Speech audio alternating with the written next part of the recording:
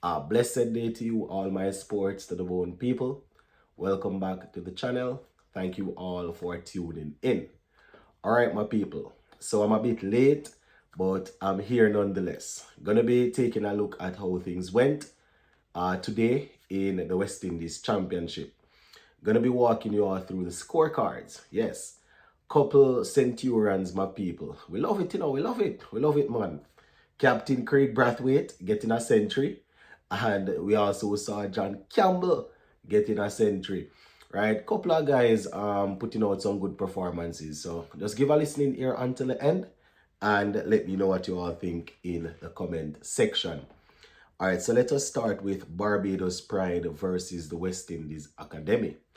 And once again, the West Indies Academy, they have found themselves on the back foot.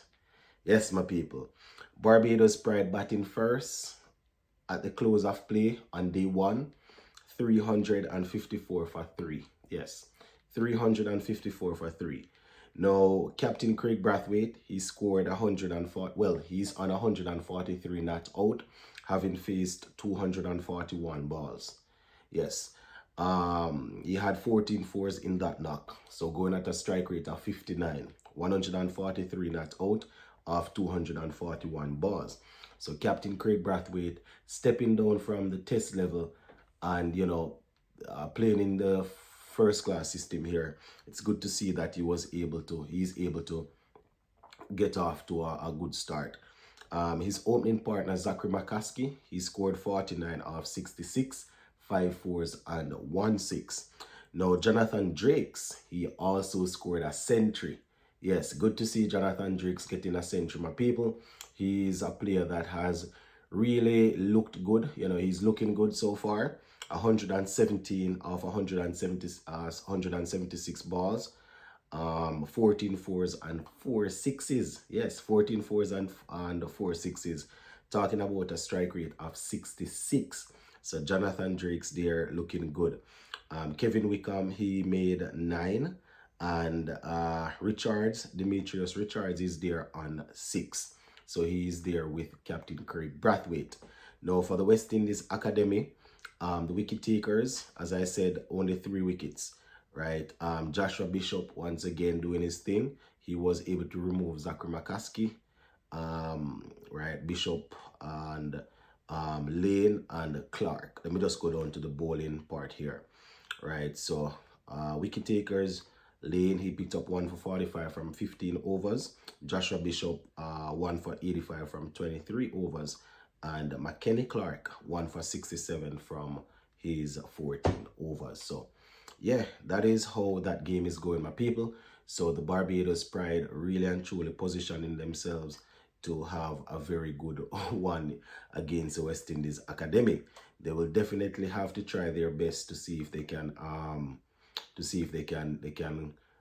pick up a couple of early wickets tomorrow. But that is basically how day one ended in that game. Right, the Jamaica Scorpions versus the Leeward Islands Hurricanes, and the Jamaica captain John Campbell getting a century. Yes, remember he batted only 1 innings in the first game and he scored 70 odd, right? So he got off to a good start in the second game here, scoring 126 off 150 balls. So pretty fast as per usual. 126 off 150. He had 11 fours and 3 sixes at a strike rate of 84. He was supported by Brad Barnes, who is still there at the crease on 53, having faced 116. And Kurt McKenzie, he made 33 from 84. Right, so getting a start there, Kurt McKenzie, but not able to push it along. So Jamaica Scorpions 306 for 9 of 88 overs. All right, let's just take a look at the wicket takers. Jeremiah Louis continuing where he left off last season. He picked up 3 for 35 from 13 overs. Right, 3 for 35 from 13 overs. And he was supported by Raheem Cornwall, who got 3 for 71 from 23. We also saw Hayden Walsh Jr. picking up 2 for 78 from 24, while Colin Archibald, picked up 1 for 69 from his 16 overs. So the Jamaica Scorpions off to a solid enough start, 88 overs, 306 runs. I mean, Leeward Islands doing pretty good in the back end there, picking up some wickets. So 306 for 9.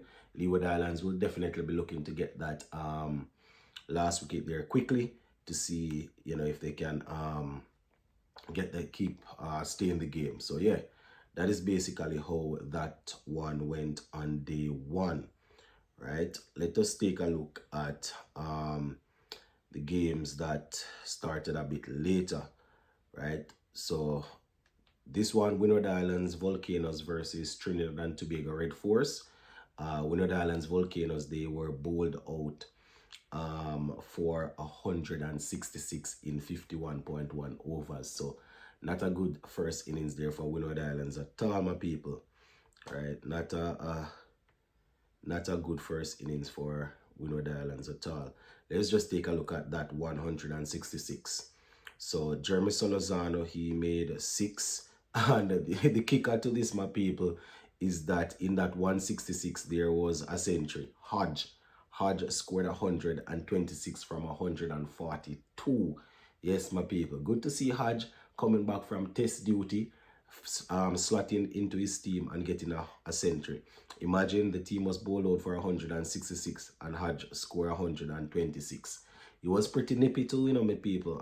He actually got it off 142, 15 fours and 1 6, strike rate of 89. Apart from Hodge, no one else got into double figures, my people. Right, nobody else. Pascal made 9. Sunil Ambrose made 9. Nobody else got into double figures. So, you know, 166 and Hodge getting 126 out of it. Let us take a look at the bowling for Trinidad and Tobago. Good to see Jaden Seals back in the competition. 1 for 34 from 11. Joshua James 1 for 20 from his 9. Kyrie Pierre 4 for 17 of 8.1 overs. So once again, the spin. And Yannick Karaya, the leg spinner, 4 for 30 from his 10 overs. So the batsmen not coping with the spin well at all, my people. Trinidad and Tobago replying 137 for 1. Cephas Cooper is there on 69 of 111 balls, 8 fours and 1 6, strike rate of 62 so far. Amir Django returning from international duty also, 60 from 98, and that solitary wicket so far. Martin, right? Darius Martin 1 for 44 from 7 overs. So that is how that game is looking there.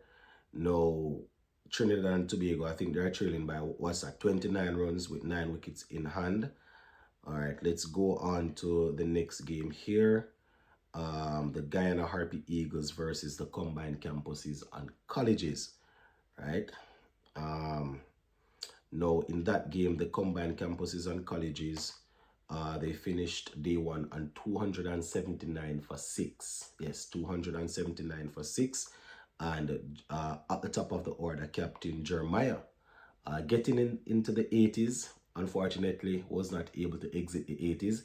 He made 84 of 169 with 11 fours and 1 6, strike rate of 50. He was supported by Paris, who scored 56 from 87. He had 3 fours and 4 sixes in that knock there, strike rate of 64. And we see Kyle Corbin, he's still there on 62 of 146, while Demario Richards, the wicketkeeper batsman, he made 40 from 76. So tomorrow, Akeem Jordan will resume. He's yet to score, having faced 7 deliveries. And yeah, you know, probably will have Andre Bailey coming out to bat after. So that is how things are actually looking. Let me just take a look at the bowling.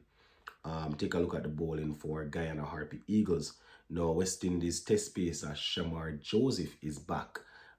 He bowled 16 overs, which is good. 1 for 61. I just want him to work on his fitness, work on his form, get himself back into the mix of things. Ronaldo Ali Mohammed, he picked up 3 for 37 from 19. Versame Pramal 2 for 67 from his allotted, 28 overs. So that is basically how day one went in all of these games, my people. Good to see a couple of centuries. Yes, man. Especially from the guys stepping down from the test level and getting centuries straight away. This is something that I've always said. When you come down from international cricket and you're playing Super 50, 4-day championship or whatever, we need to be able to look at you and say that, yes, this man is coming down from the test or the international level. You understand? So, didn't get a chance to watch much of it, my people. Saw a couple of overs. Was a busy day, work for the entire day, and then match after, so didn't get a chance to see much of it. So can't really give you any context as relates to how these runs were made or wickets were taken. Just wanted to do the recap. Big up on yourself. Bless up.